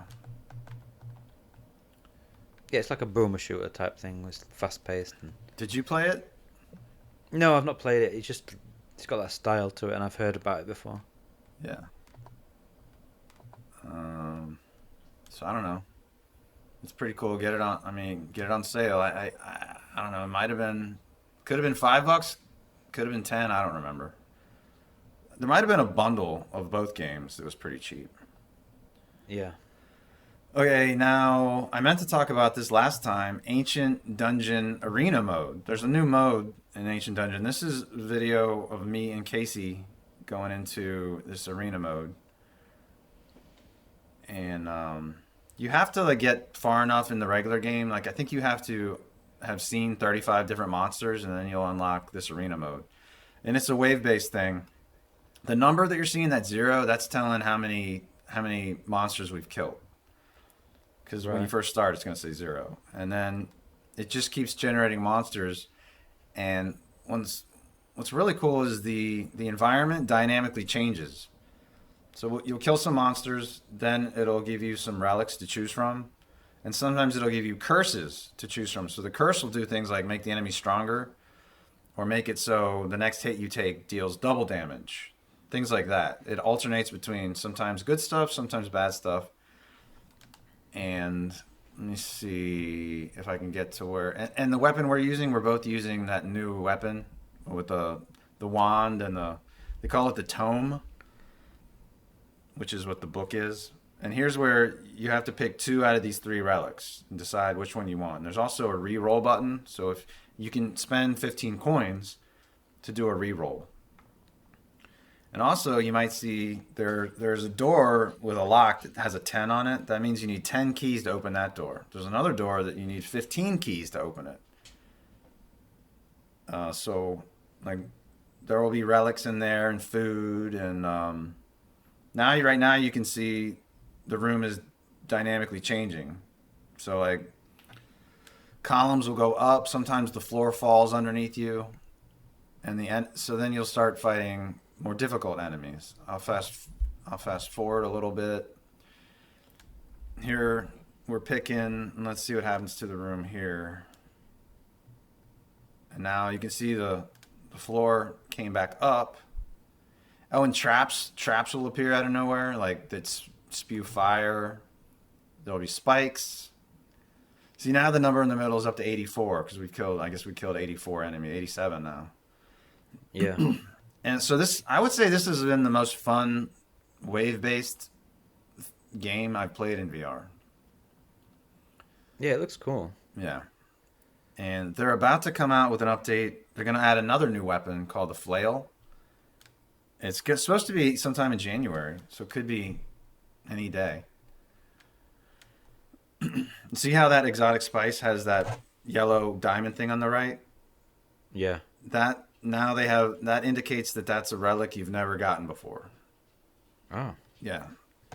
So, and here's the fire. That thing just raised up from the ground, and now you have to fight all these enemies while dealing with this rotating fire column. And you can throw yourself up to hide sometimes, but the enemies will still find you. So anyway, as always, I recommend Ancient Dungeon. It's awesome. Yes, it's a good game. Now we'll go to Walkabout Alice in Wonderland. I played this with Casey. I need to play this with you. This one's cool. I need to catch up. Yeah, this one's cool because it plays with size and like it'll make you small and make you big. If your ball hits the potion, you'll see the purple potion there on the screen. It'll change the size of your ball or change the size of you. Let's see what happens. Yeah, just hitting it there made you smaller. Oh, and this Mad Hatter's table, it'll shrink you down so that you're down on the table, like down lower. I love that. Yeah. I like it when they play with scale. It's cool in VR. Yeah. Yeah.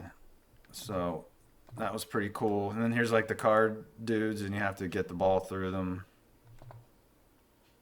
So that one's unique. This Walkabout Tiki a Coco just came out yesterday, and I played it with her last night.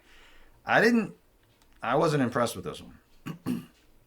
Okay. There just wasn't anything interesting going on with the holes. I mean, the only thing unique, I guess, is that there's lava on some of them. So if your ball hits the lava, it just burns up. They had these little coconut guys. She liked them because she likes little cutesy stuff. Not much else to say about it. Yeah, they keep churning out. I feel like, how long is it between? Is it once a month or how long do they? Seems like once a month now. Yeah, they must still be selling. Okay. So many of them now. It's incredible. Yeah, and every time I get the hole-in-one bundle because it's cheaper. But I don't think on Quest, I don't think they have the hole-in-one bundle anymore. I think you have to buy it at the DLC at like full price. Whereas on Steam, you do the hole-in-one bundle and then it makes it $2 and something. Okay. Now we'll go to Game of the Year. 2025 Game of the Year. Here we have, these are Steam tiles that I just downloaded.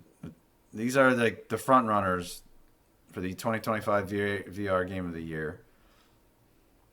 Once I was feeling shitty about 2025, but once I made this image, I was like, oh, I guess it wasn't that bad. It's actually pretty good. Yeah, it wasn't bad. Yeah. I have not taken the time to figure out like what my top 3 are or my top 5. No. I know my number 1. Okay. Well, I mean, I think we should go through each one just to say what it is and just like. Okay. So, obviously, you've got Arcane Age, which was made by a very small developer. Cool art style. Kind of, it's like semi-open world. You've got both melee combat. You've got shooting. It's in like a sci-fi kind of like almost organic world where everything's got like trees and flora and fauna. Yeah.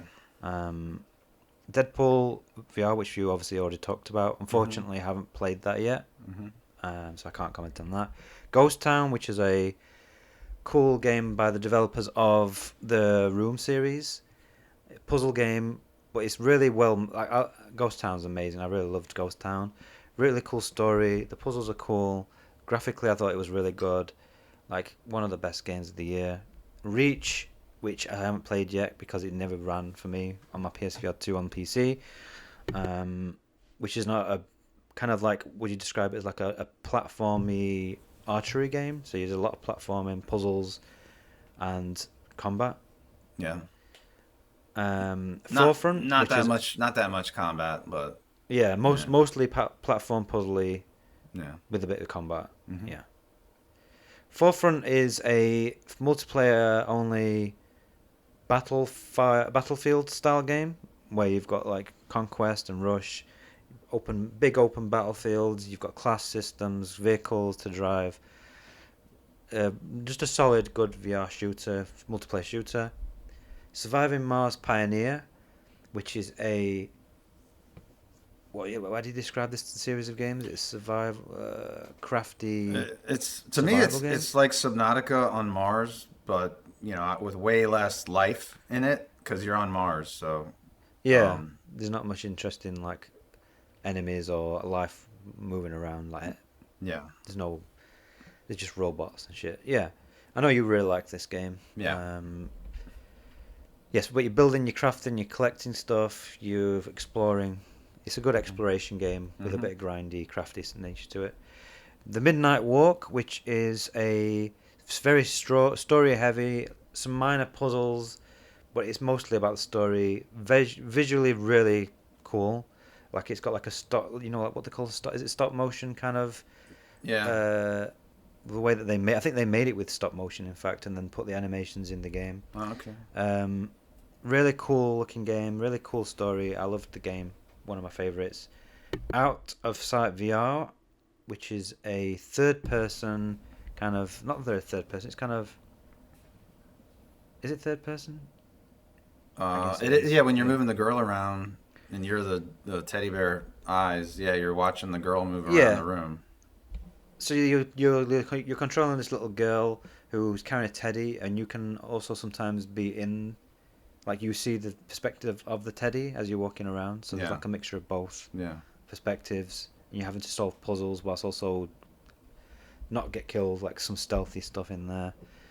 Pinball Effects VR, which is a pinball game in VR. Roboquest VR, which is a roguelike shooter. Very good game. Lots of levels, lots of enemies, almost 80 weapons. Really cool game. Love it. Go buy it. Thief VR, which we also talked about earlier.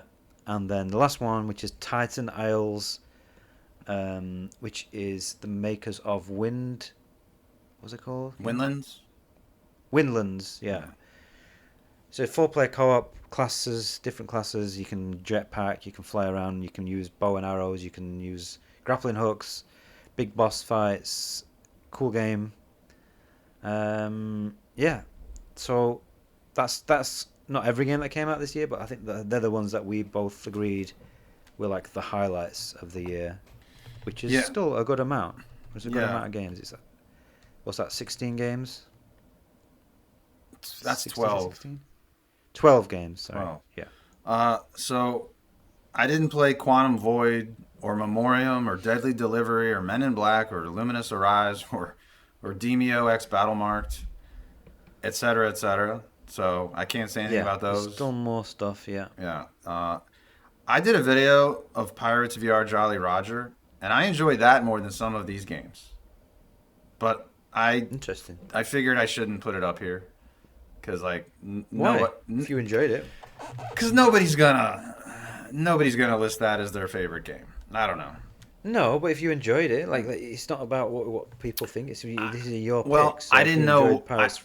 I enjoyed it way more than Forefront, but I figured so many more people are into Forefront that I should probably put Forefront on here, not the Jolly Roger thing. Well, you could have just made a bigger list. I didn't. Once I made it, I didn't feel like effing with it more.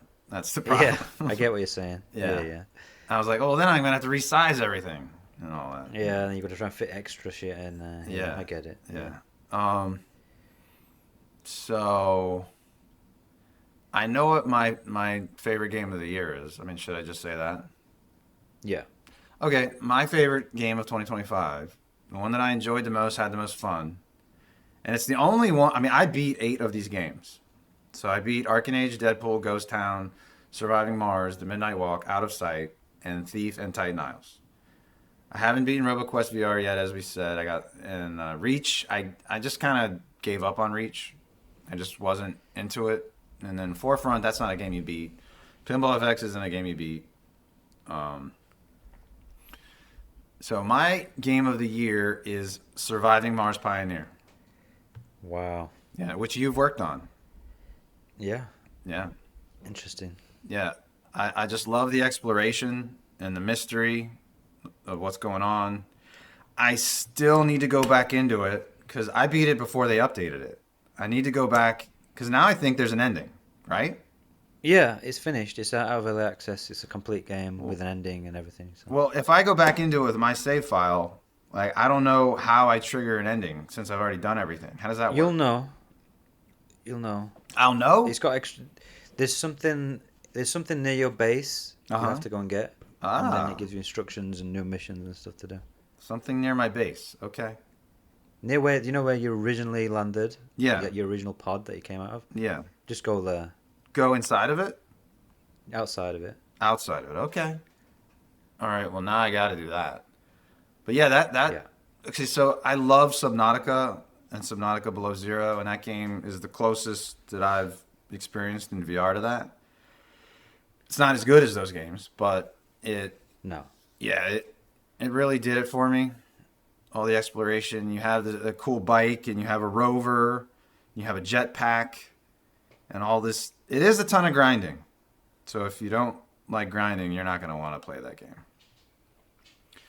But that's the only game of all these games on my beaten games list that I made bold for this year.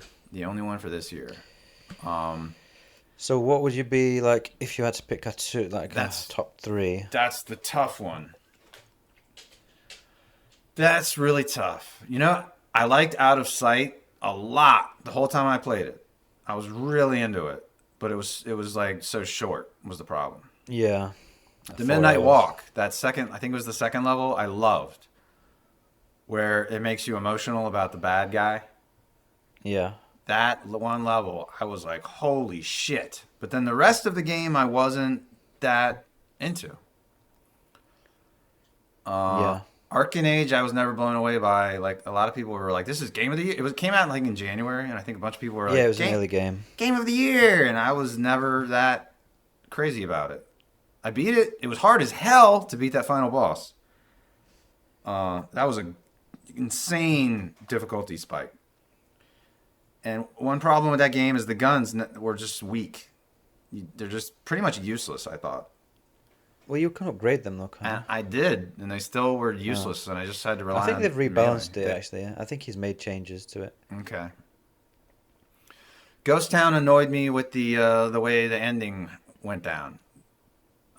Interesting. I liked it before that. Forefront, I'm not into those types of games. Thief, yeah, I talked about earlier. I liked it, and then like buggy stuff in the end kind of made it not as good. Titan Isles, it just seemed like Windlands. I prefer Windlands personally. Yeah. Titan Isles. Yeah, and the characters are imbalanced. Pinball FX, it's just pinball. It's just pinball tables. I don't know. I couldn't. But you can buy tons of DLC, and it's the original like Williams and Bally pinball machines, and it's really cool. But I couldn't. So, I think number 2 is gonna be Deadpool. Okay. Very different game from Surviving Mars. Yeah, that's good though. It's diversity. Yeah. And 3? Shit. It might be the Midnight Walk.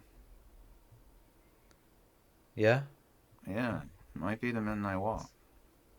It's a good game. What's your number 1? Well, I mean, I can Well, guess. I can guess. Yeah. Can you? Well, I mean, I've got 3 highlights that were like my highlight. I mean, I haven't played Thief, Deadpool, like you. I haven't played Men in Black. I've Lumines Arise, which I actually do really want to play because I love Tetris Effect.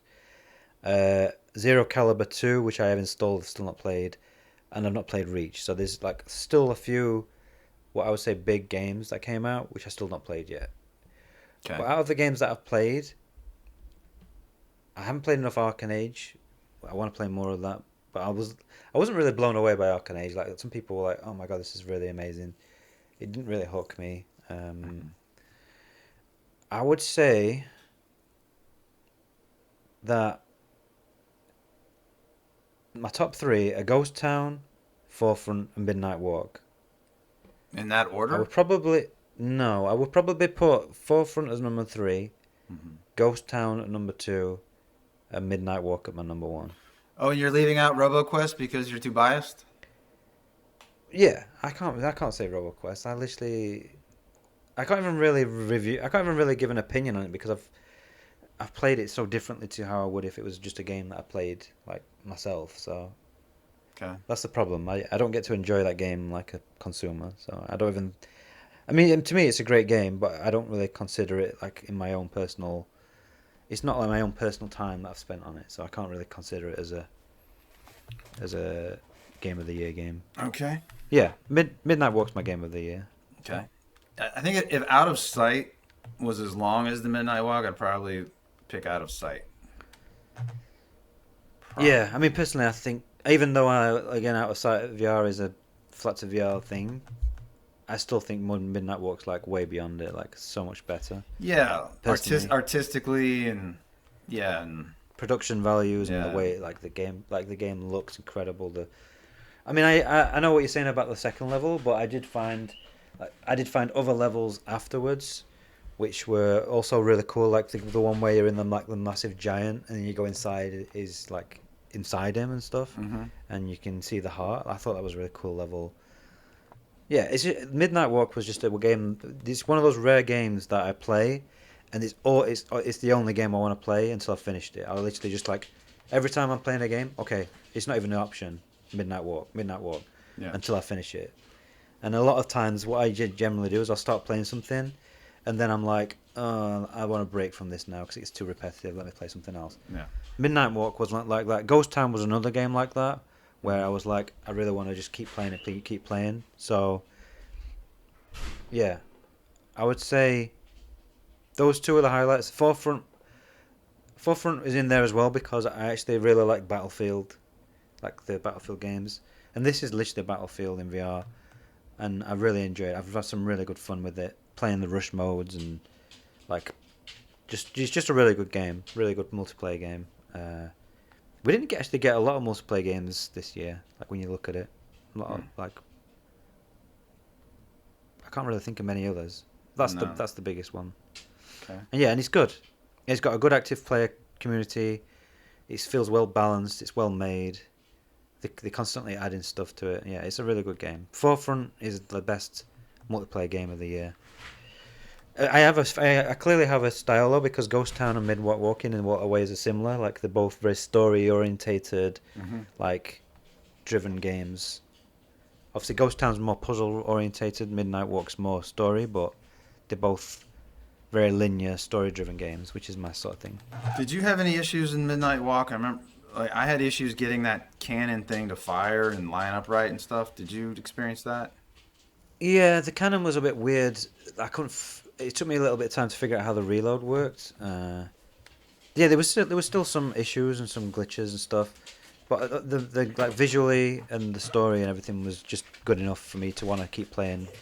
And the ending, I wish I'd not done the second ending because I did the first ending and then I went back to do this because you have choice of two endings at the end. I wish I'd just chosen something and just left it because it kind of ruined it doing the second ending. But yeah, it was cool. I still have been meaning to go see the endings again. Like, because you were telling me about that before, and I don't even remember the ending. And I want to see what the alternate ending is. Yeah, they're very similar. Okay. Yeah, I mean, I would say anyone play it. Just pick one and just stick with it. Like, pick with your choice and just see it through, and just that's what you choose, and just let it be. Just let it be as it is. All right. You ready to go to upcoming games? Yeah. Okay, upcoming games. I probably left some stuff out of here. Dread Meridian, January. PC Quest, and it's gonna have co-op, which is surprising. I can't remember this. Have we got a trailer for this or something? I can't remember what this game is. I don't have a trailer here. I can get one. It's like it's like that Resident Evil. It's Resident Evil style. You're in the cave. I think you played the demo where there's this big hideous monster. I didn't really think that was very good. Yeah. It was kind of rough and. It was rough. Yeah. Janky. Yeah. Then Orcs Must Die by the Blade that comes out January 22nd. Quest, and that has co-op too. And I already pre-ordered it because it was like a discount. Yeah. Then EXD Extra Dimensional, February 2026, PC only. I have a trailer for that. Yeah, this looks really good. This looks like a high quality PC game. Yeah. Kind of like Boneworks style. That's what I was gonna say. Yeah. Yeah. I guess you're a worker. Cool. You're a worker in this warehouse. Oh, was it supposed to be Amazon or something?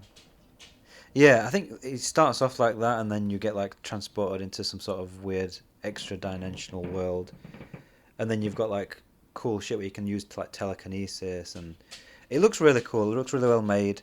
It's one of those games that just popped up out of nowhere, and I was like, oh man, this looks really cool. So I'm looking forward to giving this a try. Do we know if it's early access or is it full game, full release? I'll go look. Yeah, and there I know there. He warps in this other dimension or whatever, and then there's this scantily clad woman. Oh yeah, you remember? Yeah, I remember that part. There you go. You're gonna like that. Yeah, You're gonna like that bit. yeah. So I'll go to the Steam. Let's see. Yeah, planned release February. No, I don't see anything about early access. Okay, that's cool. Yeah. Yeah, because I don't like playing stuff like this that have early access. I like just playing them. That's the problem, and sometimes they come out in early access and then just never release. So Yeah.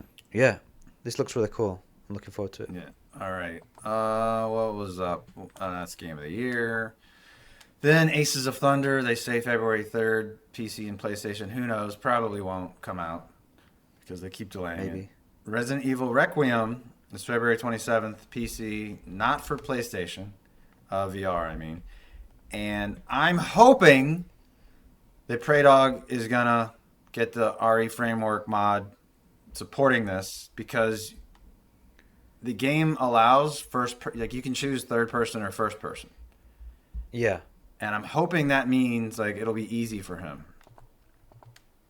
I mean, I don't think it'd be easy, but I think the fact that it's not coming to PlayStation and they've confirmed it's not PlayStation VR. I think the big thing with the Resident Evil 4 one was that he was really not worried about releasing it when they already had like an official one, and then Capcom like doing a whole DMCA thing on the framework, which obviously the framework's not just for that one thing; it does so many different things. So wait, they do a DMCA? No, he was just really worried about it. Basically, okay. He was worried that because obviously they've already got an official mod for RE4 remake. But I don't get it because he did it for RE8. Yeah, but that was before they came out with the official mode. Okay. Like he did that earlier. That's why he didn't do it ultimately. So maybe potentially because this new one isn't going to be in VR, he might just do it. We'll see. I bet you any money that it'll play in first person, like without motion controls, like that with the framework. But it's whether you want to play it like that. So in this showcase, they keep switching between Leon and Grace. So you play, I don't know why that one's acting crazy. So you play as Leon, and they keep showing Leon in third person. So when I was first watching this, I was worried. And then when they show Grace, it's first person. And they're saying the Grace sections are like more like Resident Evil 7, where it's like more like horror and tension. Yeah. And then the Leon is more like Resident Evil 4, where it's more action.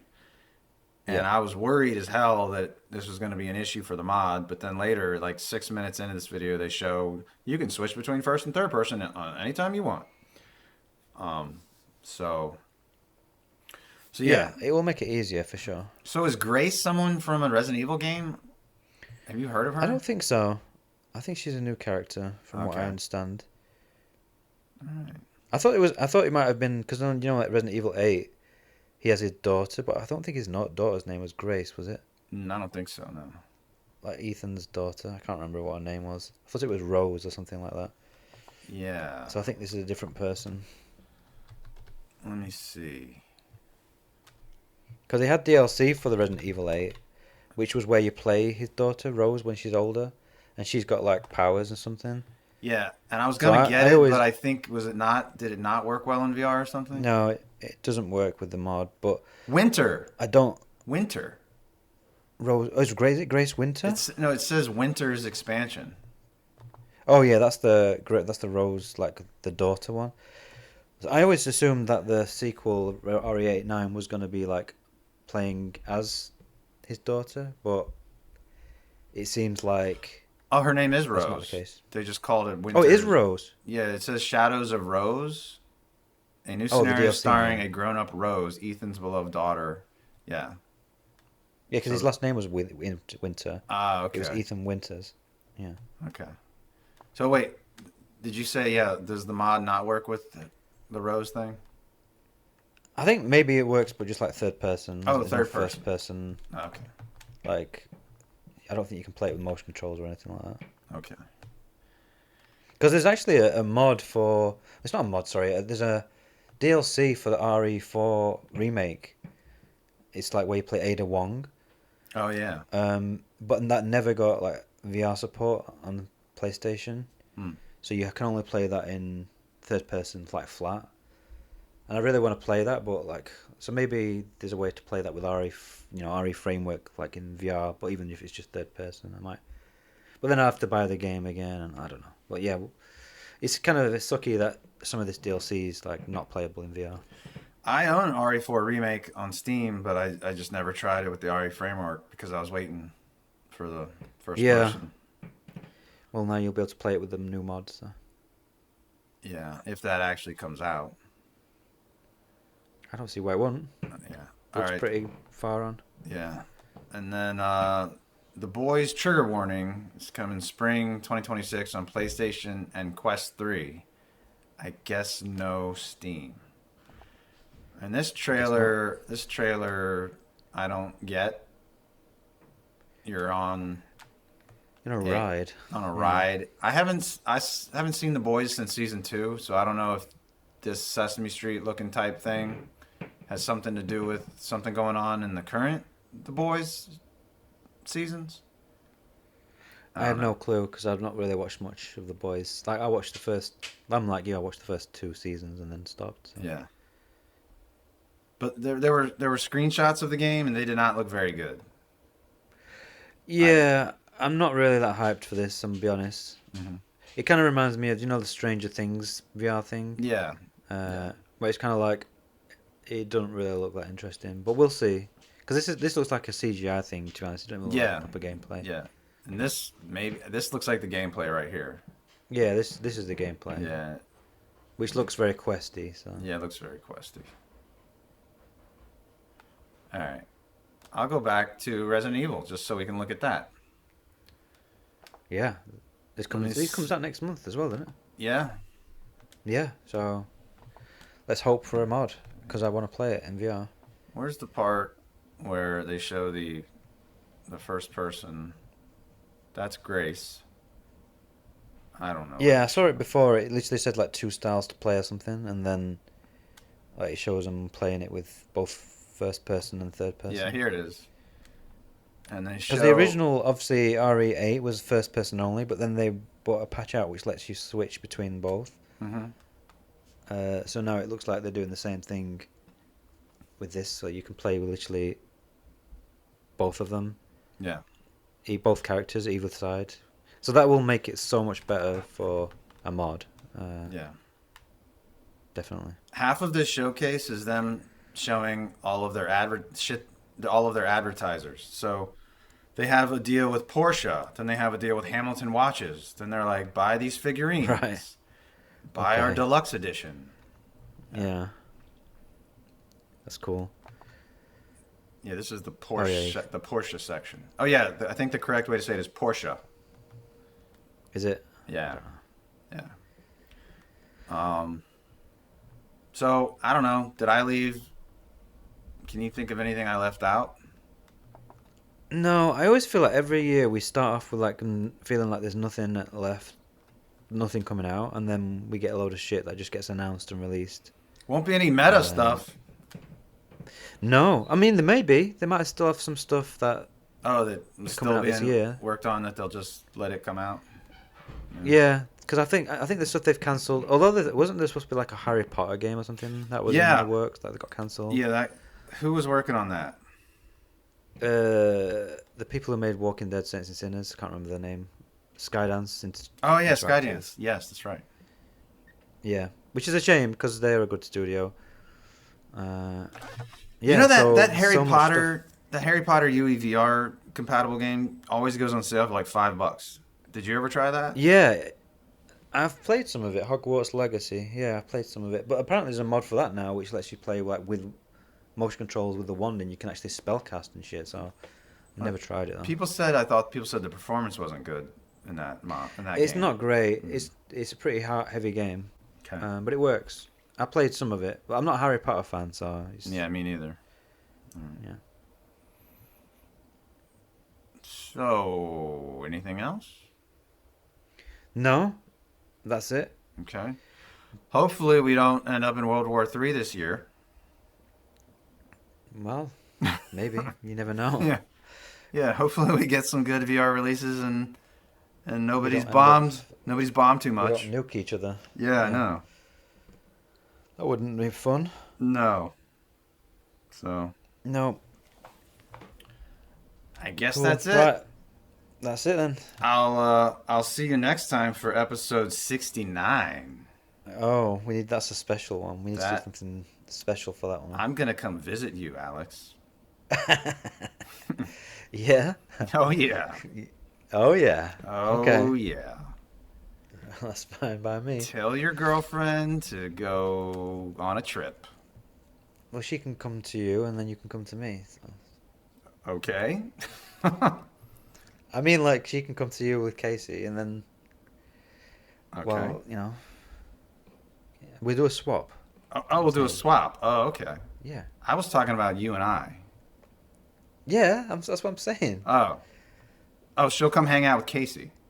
Yeah. No. Not swap wives. No. Oh, I was confused.